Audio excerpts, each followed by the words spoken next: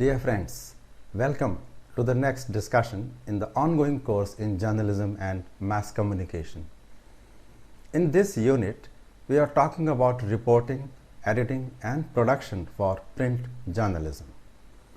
In our previous discussions, we have covered in brief the essentials of reporting and editing.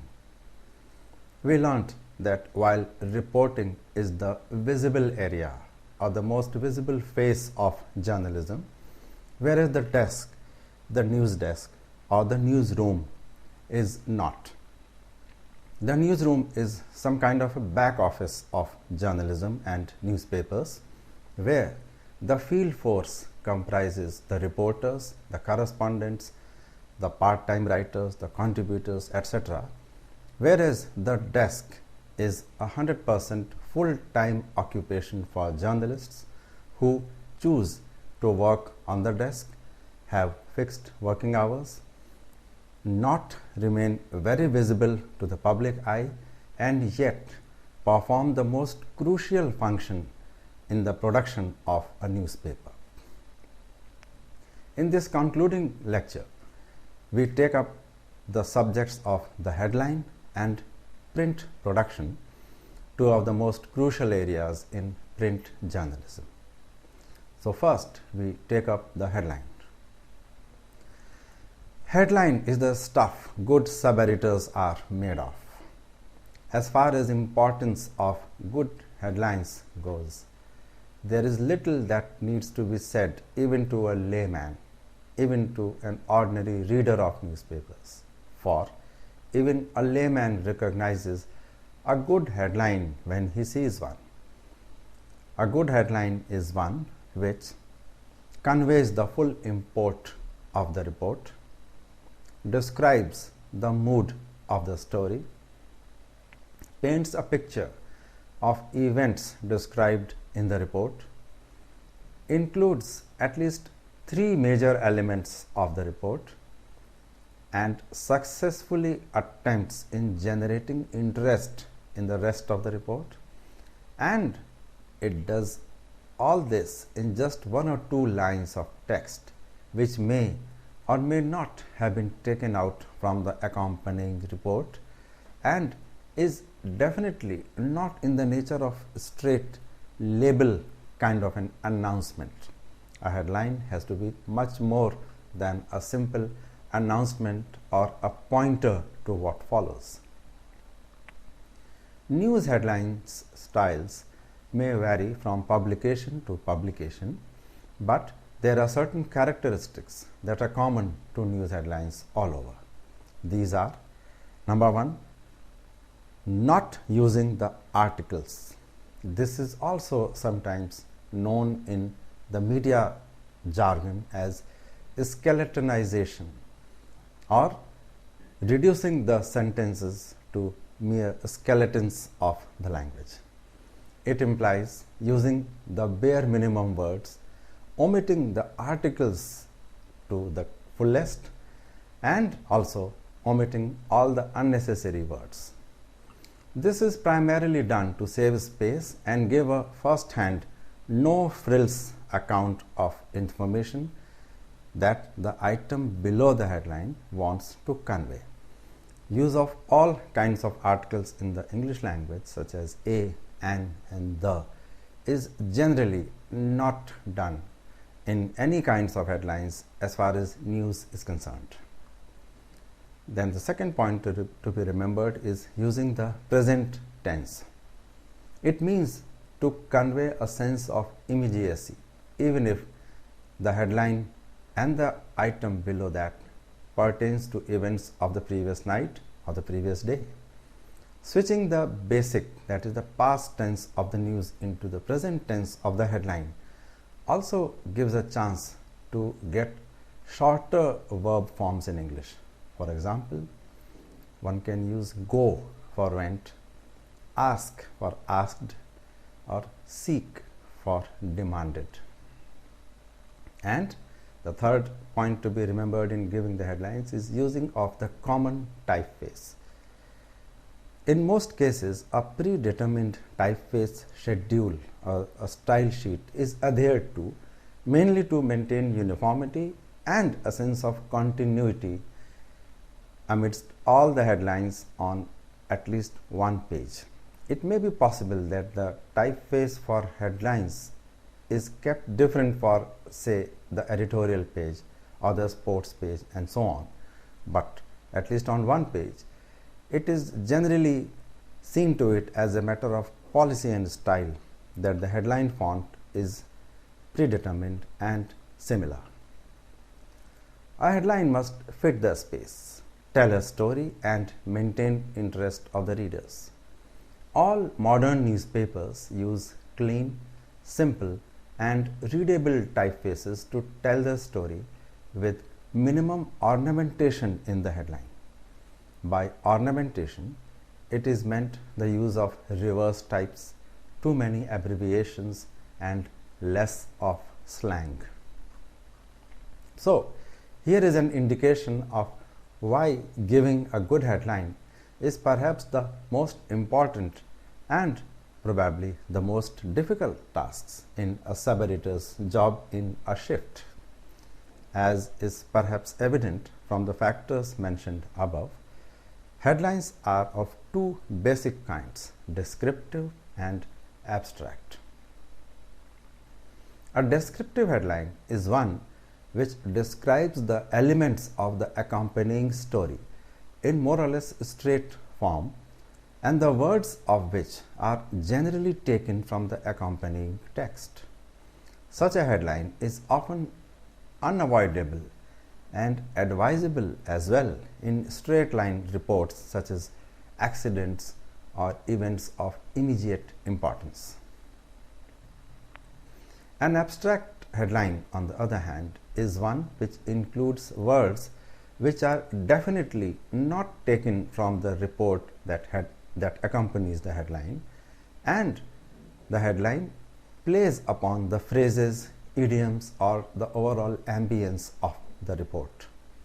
Incidentally, a descriptive headline may be of an abstract kind, but an abstract headline can possibly never be descriptive.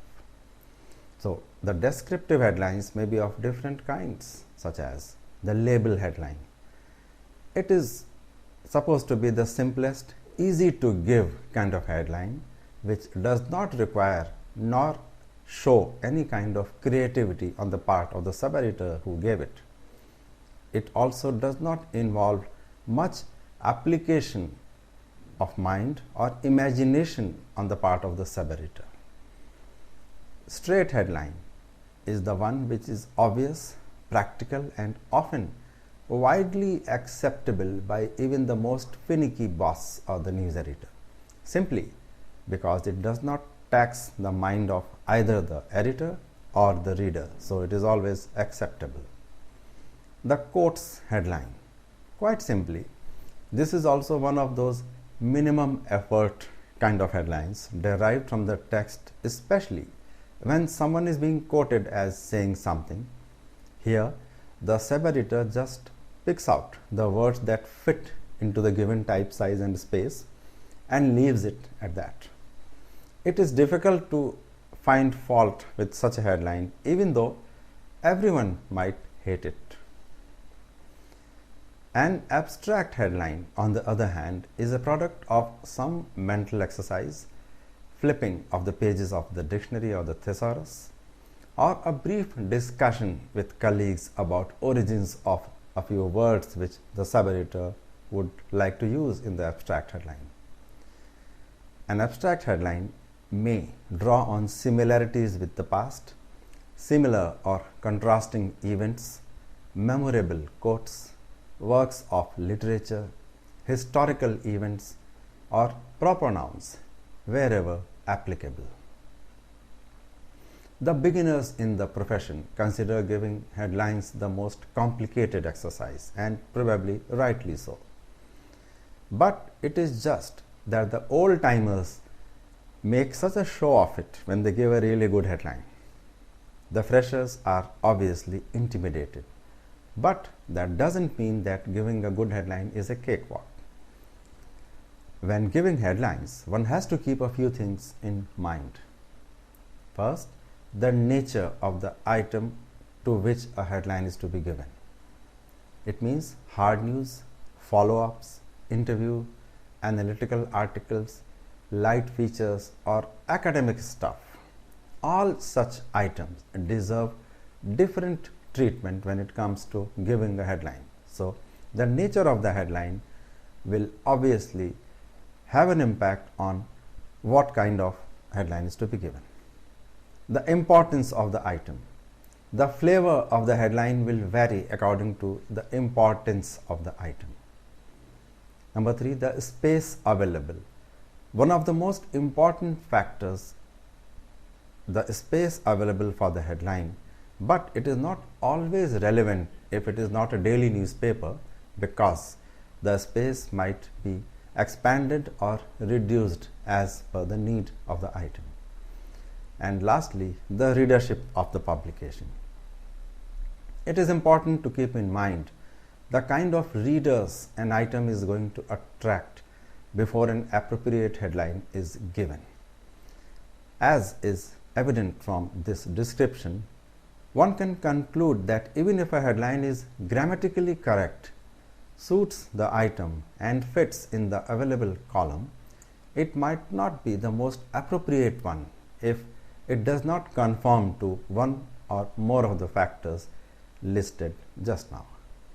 For example, an announcement about the passage of a bill in the legislature can have only a straight descriptive headline, because the mere passage of the bill might not be the occasion to indulge in any kind of word play on the part of the sub-editor. The announcement itself is so important that it merits a straight, simple headline. Another example is a serious accident or a disaster. That item cannot merit a quotes or a headline involving pun of words. Such items will obviously need more somber and serious handling. Another example is when a last minute item on the page or a small part of one column has to be filled up, and this item cannot have a descriptive headline or an abstract one. It will have to be a brief label headline, because time is less, space is less, and the intention of using an item in the last minute is just to inform the readers and not impress him with a good headline. Similarly, items meant for housewives or children or senior citizens or share market enthusiasts cannot have similar sounding and appearing headlines. Each category of the item, categorized on the basis of the target readership, will have to be treated differently by the sub-editor when headlines are to be given. Like any drama review cannot have a straight headline such as "bad drama staged" or "yet another good drama staged." It has to be descriptive, involving some elements from the accompanying text, some proper nouns, some historical references, and so on. So now let us come to the point of how to give a good headline. How to give a good, appropriate, and yet different headline is simple. It can be simple if some factors are remembered. The first and the foremost thing is to read, assimilate, and understand the essence of the item to which a headline is to be given. Number 2, think of the 4 essential points on which a headline should be or could be given, or rather, the 4 points which should not be missed in the headline, come what may. Number 3, bring to mind or jot down the words which describe best these 4 points. No worry if the words are big or appear too complicated, but at least recalling those words will make the mind think of simpler and shorter alternatives. Number 4, all these words which come to mind immediately should be arranged in an order so that a headline, even a cumbersome headline, is formed.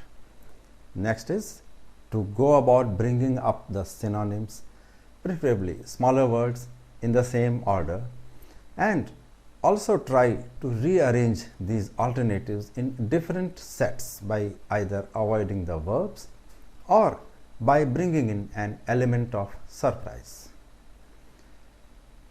Of course, taking help of the dictionary, thesaurus, or a word finder is always advisable when giving a headline to a particularly important or complicated item of news. It must be remembered that only the knowledgeable people take up the help of the dictionary. Those who don't go in for the dictionary probably know that alternatives do not exist, and this shows the limits to their knowledge. Using allegories or mere suggestions can also be of help at times. Otherwise, being direct is being safest when giving a good headline. It also helps you if you are well read or have a good memory, or you can recall certain similarities to the item which you are handling. For example, some time ago an item mentioned that noted filmmaker Shyam Benegal was going to make a film about the achievements of a power company. It would have helped a real good deal if one remembered that he made a film called Manthan some decades ago for a milk cooperative company of Gujarat. Then alluding to a Manthan for power sector would have been the logical thing to do when giving a headline for Shyam Benegal doing a film on the objectives of the power company. Similarly, remembering historical facts, names, and events also can be immensely helpful in giving different kinds of headlines. The key factor is one has to be correct and yet different in giving a headline. Some headline tips to be remembered are that in a two-deck headline or headline involving two tiers or two layers, the top deck of the headline must be able to stand alone. It is not a good headline if its meaning is cleared or is known to the reader only after reading the intro. That means if a headline comprises two parts, the first part on top must convey the meaning of the item without the reader being forced to go in for the second deck or even the introduction to the item. Another tip is to shift to passive voice and make the second line the first line if it is difficult to fit the line into the fewer number of words. It means if the second headline appears to be more interesting and more informative, it can be shifted to the passive voice and made the top heading, and the top heading can either be eliminated. Sometimes a change of order of the words being used does not involve a change in the sentence structure. A pair of words can be shifted to make the right adjustment. One must look for synonyms all the time, even if the headline is an obvious one. In case of too many points to be included in the intro or too many suggestions about the important points in a headline, one must use the parts that tell the main aspects of the story fully, and the rest can be kept out or ignored. One must look for certain specific terms that may appear routine, but the use of such routine terms may be unavoidable. The use of comma, hyphen, exclamation mark, question marks, etc. should be kept to the minimum if possible. In some cases, however, a colon will do for attributing a statement to somebody. Quotes headlines are always not advisable and must be avoided as far as possible because it shows a certain lack of application of mind on the part of the sub-editor who gave it. So, the points to be remembered in giving headlines is that a headline can either be descriptive or abstract depending on the nature and content of the item, and the headline has to be intelligible, simple and purposeful enough to make the reader read the item further. It is indeed considered a window to the text down below. The headline should actually reflect the effort made by the sub-editor in thinking about it. The obvious headline does not leave a very confident picture of the paper on the reader's mind. It indicates that the sub-editors took the easy way out, and very often readers would be heard commenting that the people who gave the headline did not apply their minds in looking for brighter and more purposeful alternatives. It must always be kept in mind that the typefaces, sizes and fonts are very important when fitting a headline into the given space. Often the number of letters or alphabets accommodated in one typeface differs from the other, and this can also help the sub-editor if the calculation of the number of characters goes wrong or is different by merely 1 or 2 characters. A good headline is always worth the time spent on it. But if it is not apt or witty enough, everyone will say that the time given on it was wasted. So, the sub-editors have the choice to take their pick. The sentiment of the item must be kept in mind while giving a headline, otherwise it can lead to a disaster. So, now let us move on to the actual print production work, in which the major activity is the display. As we can recall, a reporter files an item, a sub-editor first edits it for removing the errors of fact and language, then the related reports are connected, a sense of continuity is introduced, and then a headline is given to it. Now comes the part when a number of such items with properly given headlines are laid out before a sub-editor handling a page, and he has to decide on what display to be given to all those items. It means you look for an item, you retrieved it from the directory or the basket, you processed it and resized it and gave a good headline, after which it was printed. Yet no one noticed it the next morning. Why? Because it got a very poor display. This is in fact the story of most newsrooms all over. Every factor in the production of a newspaper is linked to the next factor, as would have been obvious to you by now. Merely a good piece of news is not enough. It must be written properly, it must have the right length, the most apt headline, and then the most appropriate display.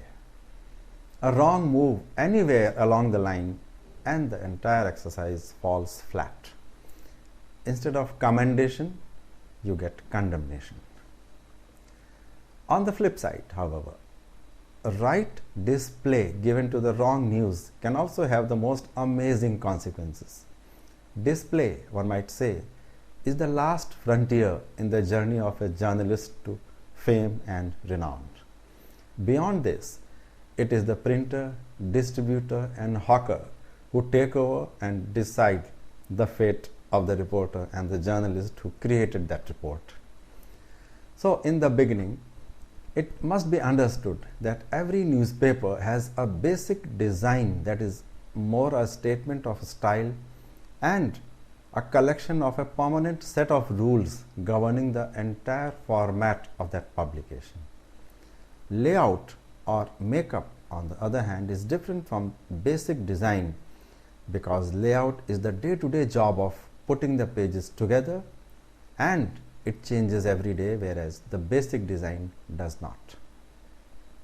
The changing conditions in the newsroom also have a direct bearing on the layout, even though the design remains constant. The basic objectives of makeup in a print production are as follows. Number 1, conveying the news of the day with as little obstacles in the reader's way as possible, and minimizing the efforts put in by him to find, read and understand the news. Number 2, to give an orderly and meaningful outline to the presentation of a page and the whole production as such.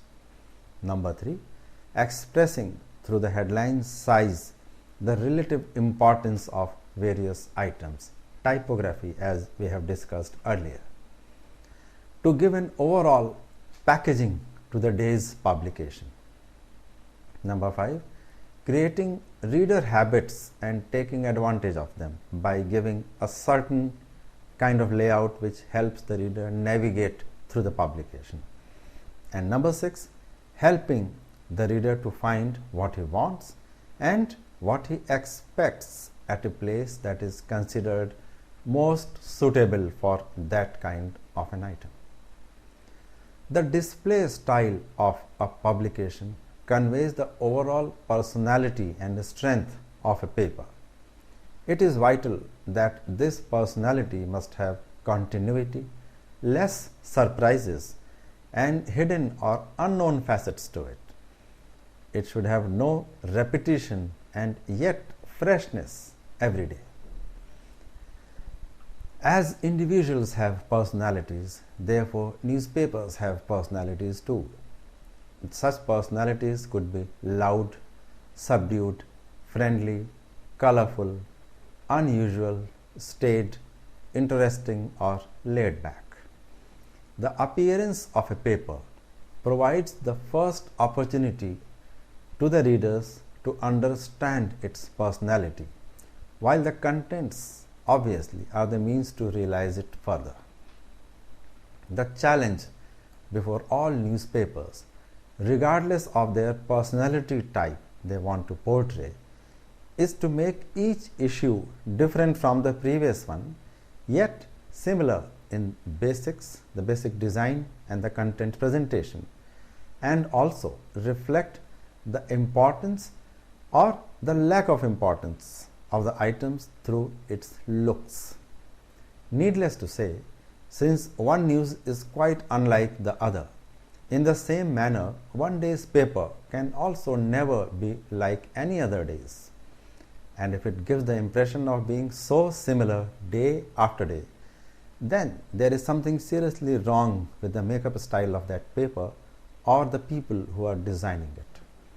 It requires a strong set of skills to provide the layout a sense of continuity combined with uniqueness and freshness day after day. The editor naturally is the person best suited to decide what kind of a personality the day's paper is required to don that day. The display of items in a publication is governed by several factors, and the important factors in this order are as follows. Number 1, the importance or the utility of the contents. Number 2, the topicality of the contents. Number 3, the length of the items. Number 4, the writing style of the items. And number 5, the writer.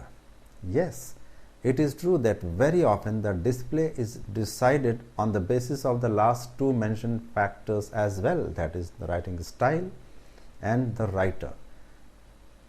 The writing style and the writer may determine where that item goes. There can be no argument about the fact that a hard news, singularly important for the people in general, deserves the best possible display regardless of the length and the writer. Such items include major announcements affecting people's lives, accidents, and other disasters, behind which the purpose is to immediately inform the people about most of the details pertaining to that accident.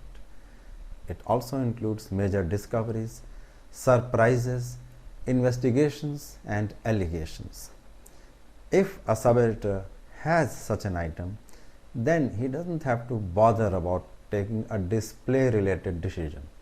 The item and its importance have already taken it for you.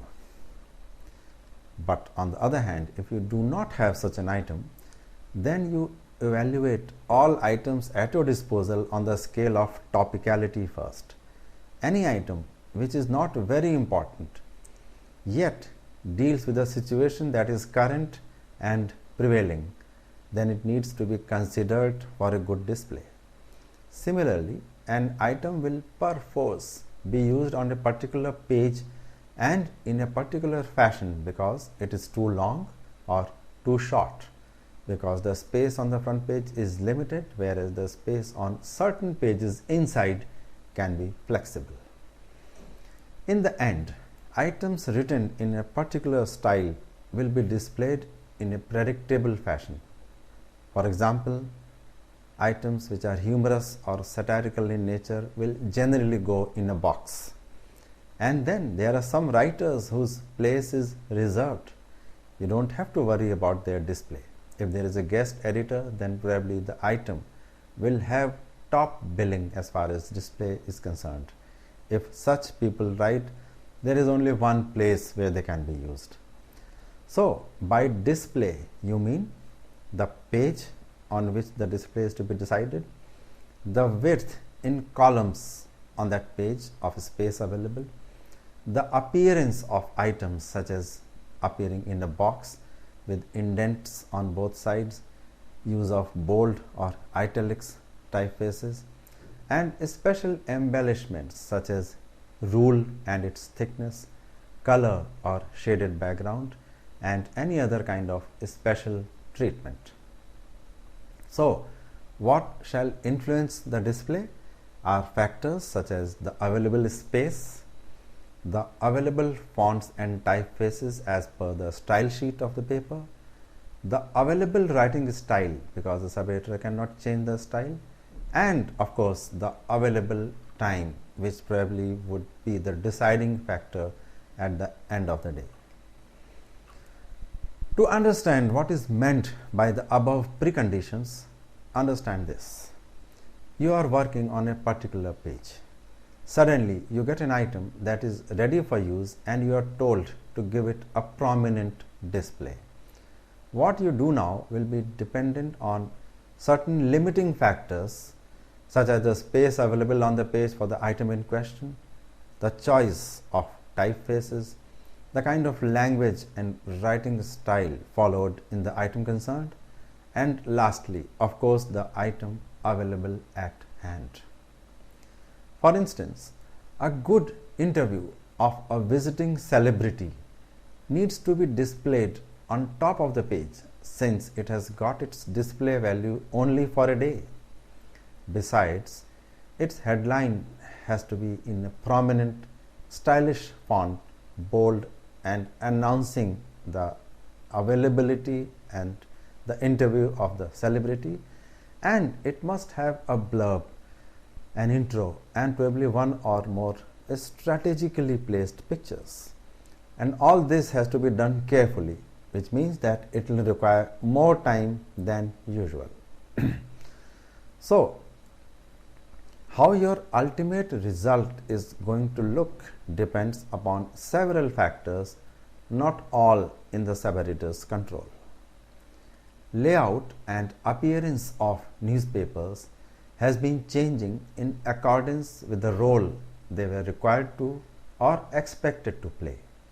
For instance, when the newspapers were just on a mission, as in the pre-independence period, then they were just expected to inform what was happening on the freedom struggle front. Accordingly, the newspapers made columns as simple and straight as per convenience and filled it with news. It was more of an exercise of filling all available space on the front page as also on the inside pages, so that the basic duty of giving news was somehow complied with. Over the years, as newspapers became more of a habit and a daily or perhaps a commercial activity, a commercial product to be chosen and bought, and also became a vehicle to provide more information than mere news, the newspapers started adopting more and more adventurous and attractive styles of makeup. The trend actually started in the mid-70s decade, with most Indian newspapers going in for a change in their layout, a makeover as you call it, and this trend has been continuing ever since. In fact, They are newspapers which go in for a change in their appearance every few years. In fact, here it must be remembered that technology has played a great defining role in helping newspapers change their looks. It was a pretty tedious process in years before the 70s to put a newspaper together in the hot metal printing technology process. Changing a layout during the production process in those times was almost impossible unless there was a shattering piece of news that had to be accommodated, and the time taken up in putting the pages together was very long. As you may recall, the hot metal technology involved the use of lead. The metal, it was molten and filled into casts which had reverse impressions of the alphabets and numbers. Then the casts were put in a sequence of lines and columns, and then it was fitted from all the sides in the shape and size of a page, and then put on a machine to be printed in the further process. So the time involved in putting together a page in a regular process was too long, and if a correction was to be made, then the whole thing had to be disturbed, because even adding one line to a cast full of small lines would have been a tedious thing to do. The arrival of desktop publishing techniques in the late 70s and early 80s, however, made newspapers realize how much could be possible. The availability of fonts, flexibility in having custom-made column widths, ease of editing pictures and making of negatives for image setting, all these things put together changed things dramatically and almost forever. So, despite these changes, the basics of good layout have remained constant. These basics are: number one, the use of right typefaces or fonts, column width and spaces given around, above and below the items. Number two, a highly creative arrangement of text, visuals and other elements on a page. Number three, a sense of balance in the page, in the entire publication in fact. Number four, maintaining the right sense of visual contrast. And lastly, number five, accepting and guiding the eye movement of the readers from top to bottom and from left to right. While selecting the preferred typeface, column width and spaces is a policy style decision, and it continues to be like this in most newspapers. There are many more factors backed by research that tell us why a typeface is preferred over the other. For example, typefaces with serif, that is the small finishing stroke at the edges of a letter, are considered easier to read when quick reading is required. Typefaces without these serifs are considered more useful for announcements or even headlines that are required to stand out.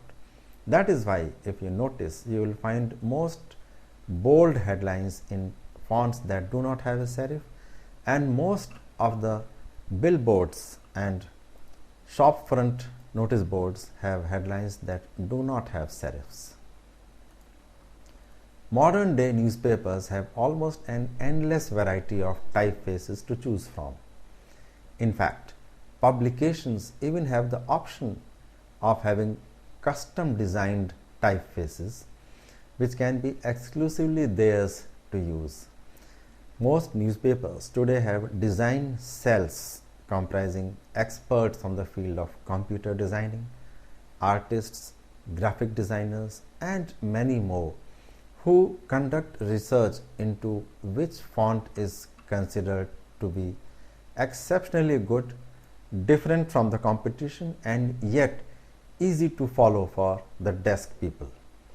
We see contemporary newspapers use typical typefaces for news, features, pullouts, magazines and so on.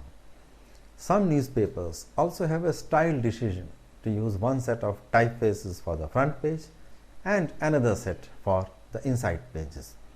In fact, today there is a possibility that a typeface may not be used at all, and the design software can be used in the form of a brush or a stroke to form the shape of an alphabet.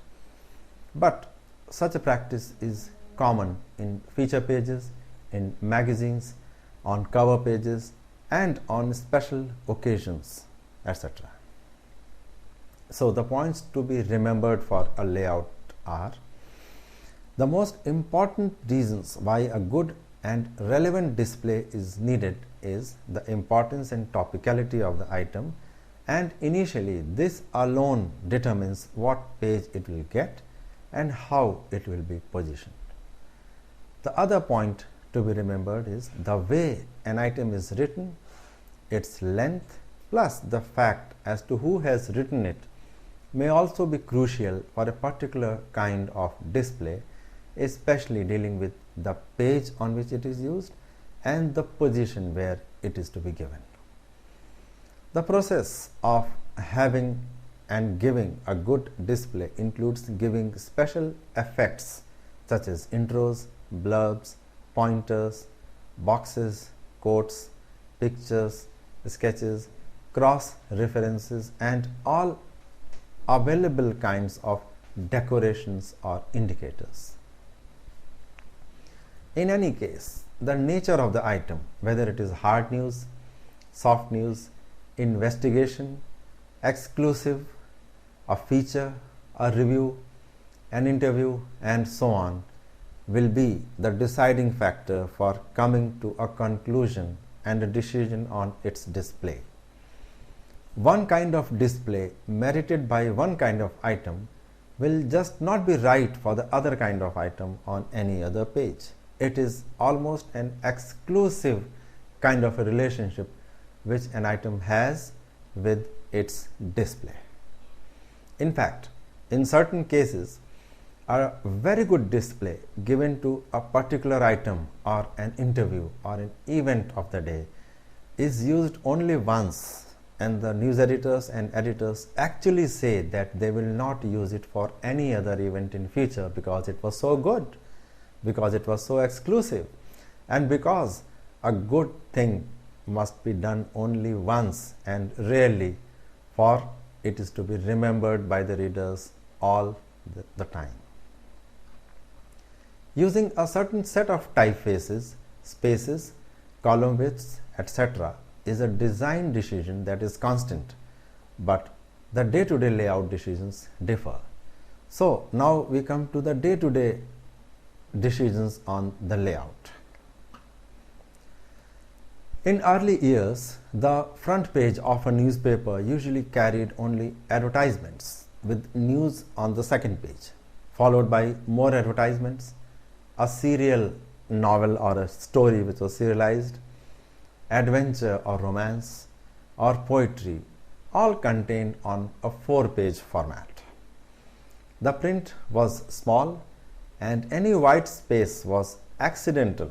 It was never given on purpose. Some earlier newspapers had as many as 10 columns or squeezed on one page.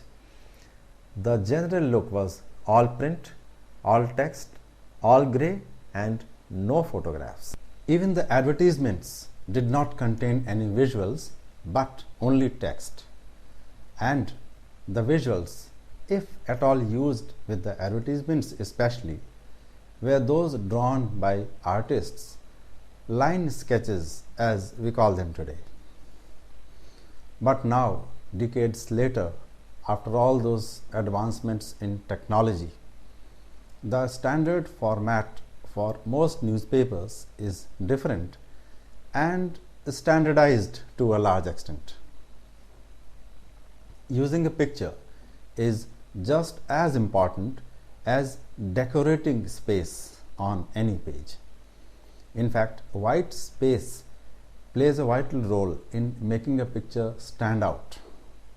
In fact, the use of white space is probably the most important detail of the page layout in most publications today. To be effective, white spaces should be used to highlight a headline or an item. Separate one element from the other, text from advertisements, and between headlines, byline, and text. So now we are in an era of using colors, and most daily newspapers have also gone color. In fact, most newspapers are now full color. It means that all the pages from the front to the last are printed in color, adding to the work of the news desk because they have to decide everything according to the color of the pictures and the ads on every page. The use of color in news spaces, however, is still not widely appreciated by readers who would still like to use black and white as far as the news is concerned. But advertisers have found that adding color gives them extra selling power. Therefore, going color has become a commercial requirement for most newspapers. Indiscriminate use of color, in fact, weakens its impact elsewhere. It is acceptable on the feature pages, on magazine pages, on sports pages, and so on. But some editors believe that using color on pages like the editorial page or the business page actually reduce the seriousness of those pages. But that is open to debate.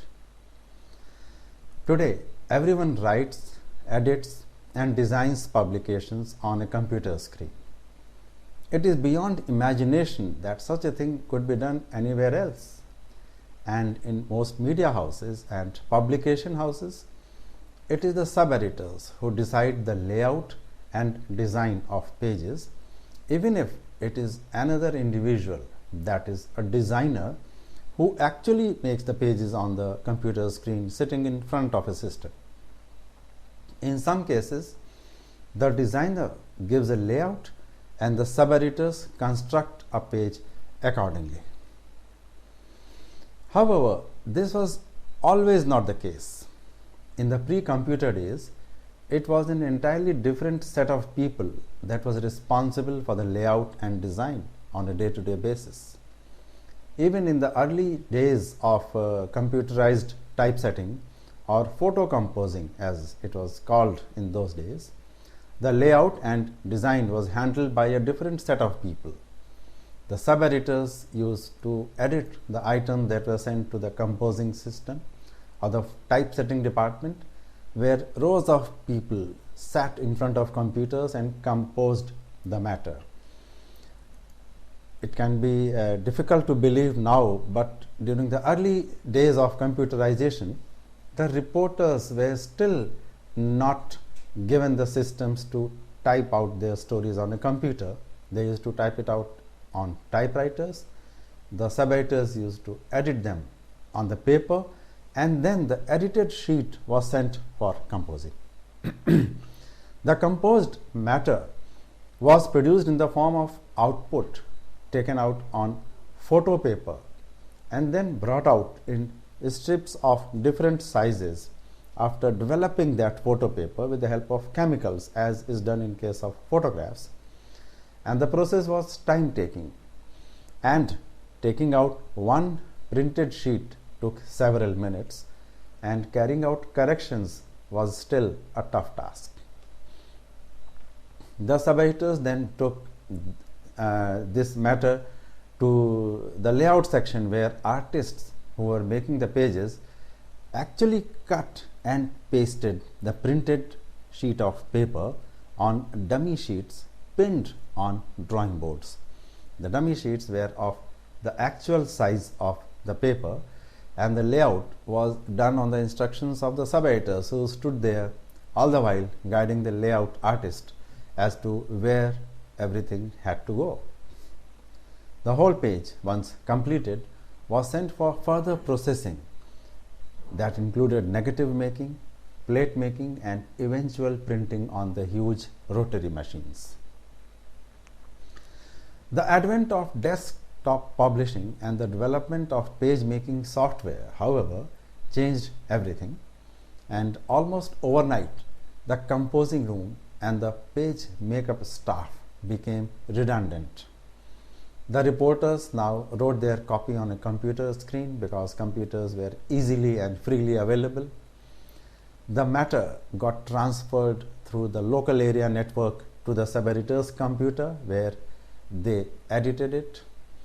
Then the edited stuff was transferred to a big screen computer where the same sub-editor or a designer designed the page with that edited and processed matter. The completed page was transferred through the network again to the image processor from where the negative or the positive, as the case may be, was produced to be sent onwards to the plate making section, and the plate then was sent to the printing machine in one corner of the production room, that is the printing shed. So this is the process that is followed today in most media houses, with some minor changes here and there, and those changes also pertain to technological advancements. The sub-editors themselves, by and large, do the job of page design also, at least in daily newspapers. Page layout should have both an organization that includes balance, scale, and a sense of coherence, and emphasis, that means vigor, a sense of movement, and a focal point where the editors and the reporters want the readers to focus, or from where they want the page to begin. So page designing or page production activities involve a series of activities such as making a list of all the available items, getting the final word on the volume of space available on that page and every page in the publication, getting the pictures ready which are meant for use on that particular page, making a rough layout with proper balance on either the dummy sheet or discussing it with other colleagues handling other pages, then actually placing the relevant items and pictures according to the desired layout on the page itself. Then comes the stage of making finer adjustments and giving print ready instructions to the next department, and then sending the page after locking it properly forward. That means releasing it from the editorial department, and from that point onwards it becomes the responsibility of the actual print production staff to ensure that the page is printed strictly according to the editorial department's instructions. The series of activities as mentioned here would be similar for the front page as well as the inside pages, but the layout considerations for the front page are actually entirely different from other pages. So let us first talk briefly about the inside pages. The size of individual items would vary according to the importance and other factors, and the display of items will also depend upon their size and the order of importance. The bigger items get a bigger display and vice versa. Thus, on a typical page, the layout pattern that would apply would be something like this: advertisements on the left and or the right side of the page, a picture on the top of the page, preferably in the middle of the page, a large item running into 2 or 3 or more columns on the top right and top left, a large item running into 4 or 3 columns at the bottom itself, and 3 or more single column items placed wherever needed on top, middle, and the bottom. So the factors to be kept in mind for a proper layout are balancing the page, introducing visual appeal, having a sense of hierarchy, and avoiding conflict between the items and photographs, and the items, photographs, and the advertisements, or between two photographs. A typical broadsheet newspaper page has to be balanced in such a way that the size of headlines is balanced on top with those at the bottom. Similarly, the pictures have to be placed in such a fashion that they go alongside the connected item and also do not conflict with any advertisements on the same site. The balancing of a page is usually of either a horizontal kind or a vertical kind.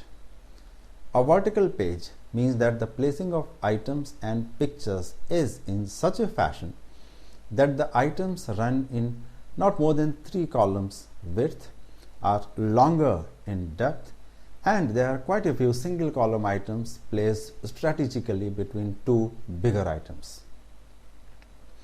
A horizontal page is such where the large items run into 4 or 6 columns in width, but their height or the depth is not too much.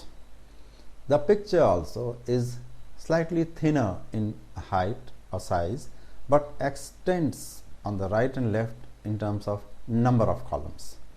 Single column items would be not too many in number and would obviously be shorter in height, so that the overall page gives the look of a horizontal structure. In most newspapers today, the inside pages also have a semi-autonomous kind of a character with mastheads such as for sports, for business and other segments. This makes the designing of such pages quite similar to that of the front page, where also there are several permanent fixtures besides the masthead. So, now we come to the front page. The front page has generally some essential items regardless of the language and location of a daily newspaper, and these include the masthead or the title piece as it is called in some places, the box car of indication of the items going on inside pages, a column of brief news items on one side of the page, a daily cartoon if it falls in the style of the newspaper, and fixed size and position of the advertisements. The presence of such permanent fixtures is both an advantage as well as a disadvantage. Advantage because it makes the front page quicker to make because there is less space to fill, and disadvantage because it leaves too little space on a day when a lot is happening that deserves to be featured on the front page. The major factors for deciding the layout for the front page are giving the right display to the most important item of the day, which is known as the lead story, maintaining a balance between items of different character. By character we mean hard news, something which is in the nature of an exclusive item or the second lead, and down the hierarchical order. Using the right picture is of utmost importance on the front page, and giving cross references to all related items going on inside pages. That means if a lead story pertains to an event which is most important for the day, and if there are related items going on some other pages, then the front page must have a cross reference like see also page so and so, or a cross reference to an editorial or a special article which is being given on an inside pages. The intention is to help the reader navigate through the page, and after reading a particular story, he should be guided to go to a related item. So, the layout of pages of a newspaper is an exercise that is dependent on factors such as the availability and size of advertisements. It is important to remember that advertisements often play a role which might seem distracting or some kind of an interference in the working of the editorial department. But it so happens that newspapers today play a role that is also more commercial in nature, and most newspapers today give a preference to advertisements in terms of placements, in terms of their odd spaces, odd shapes and size, and in some cases The advertisements are used in such an innovative fashion which is unheard of. Pictures of all sizes, from mugshots to big displays, have to be arranged beforehand to expedite the layout exercise. It goes without saying that the one major picture for the front page has to be selected with care and caution so that it not only tells a story by itself, it also must relate to the most important story of the day. If it is not related, then it should have enough importance, color, and other factors to deserve a place on the front page. The type size of headlines plays the role of the balancing element in giving the page a desired look. It means that if an important item is to be taken as the lead story, or if something very important, shattering kind of a thing has happened, then the whole page will have a banner headline running across the page from right to left. So here in a banner headline, the type size of the headline will play the role of balancing the page, making it top heavy.